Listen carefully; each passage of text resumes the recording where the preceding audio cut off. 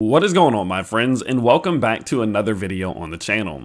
Well, I know it's a little different. I am back. I am behind the camera. One of my goals for this year was to get back behind the camera and kind of make my videos a little bit more personal again. I know I like to kind of skip the BS, skip the fluff, and get straight to the good stuff, but I know a lot of you guys do like to have someone behind the camera, someone behind the scenes, and, so, kind of a face of the channel just to make it feel a little bit more immersive. So I'm back. I'm going to be behind the camera, but of course, you guys know we're skipping all that. We're not going to go ahead and ramble too much. We're going to get straight into the content, but I hope you guys do enjoy the new kind of style and the new feature to the channel here. So what we can see is that what's going on with the market right now is we're still ranging, okay? Realistically, looking at price, nothing too crazy is happening, really nothing too exciting, but there is something going on behind the scenes that is rather concerning in my opinion. And you guys know I'm never going to bring you guys just an emotionally biased opinion, even though I have them. Of course, I'm invested hundreds of thousands of dollars in this market. I want to see the market go up. But at the end of the day, when it comes to my channel, I'm not providing any emotionally biased opinions because that typically doesn't go well, right? So something is going on behind the scenes that has me rather concerned, okay? Now, what that's going to be is going to be what we're seeing from leverage right now. Now, I know a lot of people cover leverage and talk about it, and I don't really want to cover it too much on the channel just because that's not really what my main focus is, but it's something we absolutely cannot ignore, and it's something I want to make sure that you're aware of. So, kind of looking at leverage right now, one thing we can see is that we're still setting all-time highs. Now, I do believe, that the people who just absolutely always compare leverage now to what we saw in leverage back in the history, I think they're kind of doing themselves and their viewers a disservice. Personally, the reason that I say that is more of the fact that with the more exchanges coming out, more of the accessibility to leverage, more people trying to take advantage of leverage traders, I think that that's going to overall increase the amount of leverage that's in the market. I think that into the future becomes much more prominent, okay? And so seeing that leverage is growing over time doesn't really surprise me. And I would say that seeing it grow isn't the same now as it was then. I wouldn't compare leverage in the market here to leverage in the market there and say that, well, leverage is higher now than it was back here, but the price is lower. Therefore, that means that leverage is overextended in comparison to early April. I wouldn't necessarily say that because I would say that leverage is going to continuously grow for the most part over time. I don't like it. I don't like leverage. I don't think it's a good thing realistically unless you really know what you're doing, but that's just kind of the name of the game. So I'm not really making big comparisons in terms of where leverage is at, but more of a mental aspect of why it's so high, okay?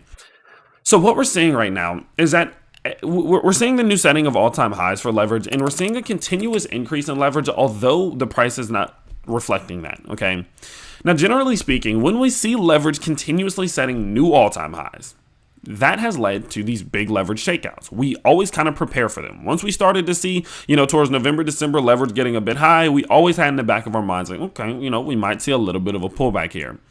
And the thing about it is that every single time we would see these new setting of highs, that's what would happen. We would see the leverage pullback as well as the price. You can see here, new high, leverage pullback, new high, leverage pullback, new high, leverage pullback. Even up here, let's go. Let's skip this one. Come back to this one right here. Leverage pullback, leverage pullback. Does this lead to a leverage pullback? Possibly. Does that reflect a drop in the market? Possibly. Now, what this means for us is that there is still the chance that we do see that the whales shake out all of this leverage again, because as people continuously stay excited, as people are still willing to put all of this money in, the bigger investors, the whales, they're going to take advantage of that. It's so easy for them to be able to liquidate all of these people out the market and kind of get people gone so they can somewhat monopolize this thing as much as they possibly can. It's always a danger for us as investors who are just going to sit back and hold, okay? And so what that means for us is that we need to be very aware that that's on the table. Does this mean we're going to fall to 10,000? No. But it does mean that there could be a little pullback back towards 40K, back towards 41K. That's always on the table. And so as we are seeing the price ranging right now, I think it gets even more important that we keep a very close eye on our $52,000 and our $45.5 thousand levels, because they are going to tell us what we need to expect. If we start to see leverage just start to kind of tank, somewhat similar, if it continues that downward trajectory there, and then we see the price boom collapse through 45,000, I think we're seeing probably that leverage shakeout that does lead to that continuous fall to the downside.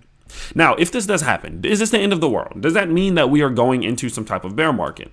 No, I wouldn't say so, especially not with some of the indicators that we have still.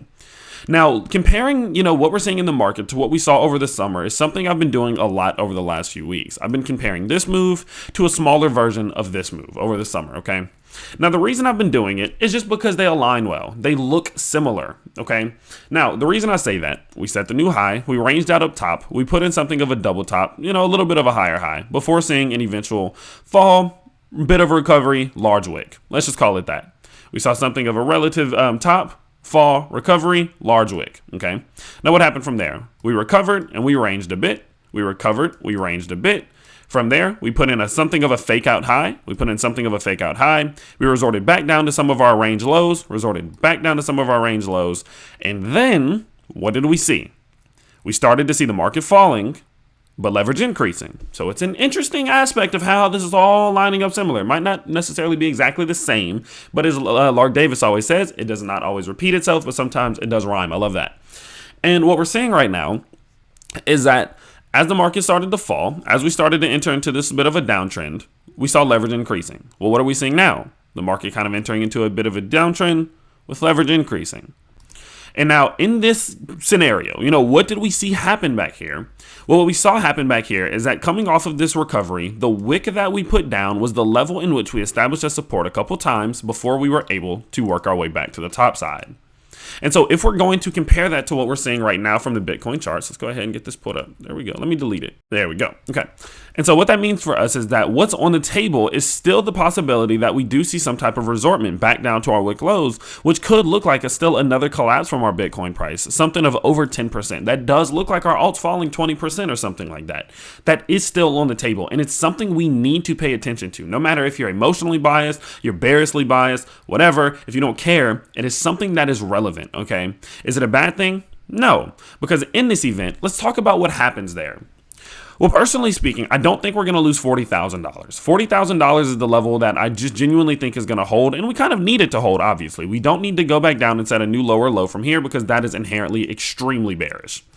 But what it means for us is that if we did see this happen, we have a bunch of indicators that tell us we could still see the move to the upside.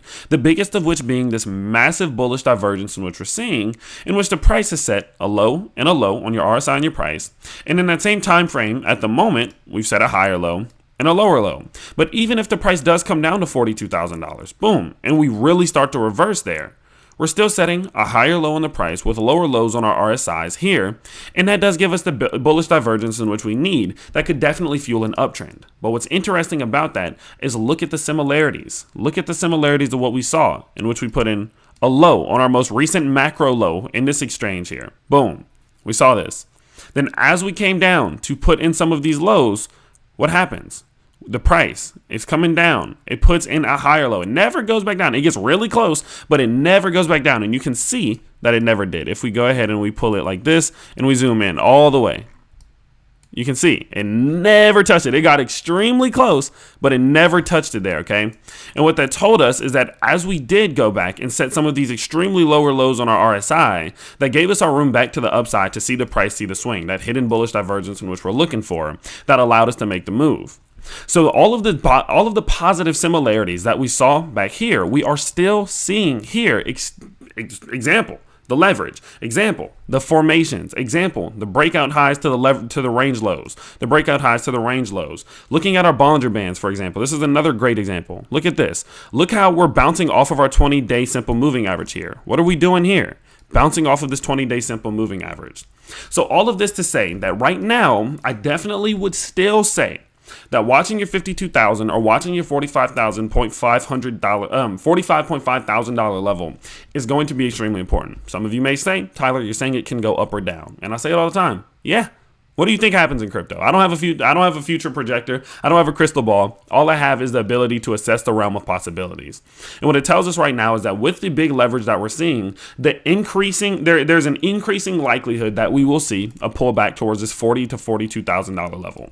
That likelihood is increasing. But what we need to see, if that is not going to affect us, is the clearing of $52,000. Again, we've been talking about $52,000 over and over and over and over and over again because its significance is extremely significant. And so at the moment, we are seeing that we need to start to prepare mentally that there could be some type of pullback to the downside with what we are seeing from leverage right now. Whether it's a leverage shakeout that leads to a downtrend or whether it's a leverage shakeout that leads to an uptrend, both of which does fall, but both of which does, typically speaking, and in terms of history, say that we will likely pull back towards these levels. It's not 100% positive because, again, the market is changing and it's always changing, but it is something we need to be mentally prepared for, and it is something that, again, the likelihood is growing. That's what I see. That's my opinion. Again, like I said earlier, I have hundreds of thousands of dollars invested into this market. I want to see it win. I want to see it grow. But that doesn't mean that I'm going to sit here and lie and give an opinion about something that's not true. I'm going to simply just give you guys my opinion because whenever I can take my emotions out of it and look at this thing statistically, I tend to make more rational decisions that serve me better over the long term. And I hope that is something that I can project onto you guys. So with that being said, that is what we're watching out for. Watch 52,000, watch 45.5 thousand. Those are the utmost two extremely important levels right now. They're going to tell us just about everything we need to know about what the short, mid, and maybe even a little bit of the long term holds. So definitely keep an eye on that. I'm going to get back into some more individual altcoin analysis later today. So definitely do stay tuned for that, and I'll see you all next time. Peace.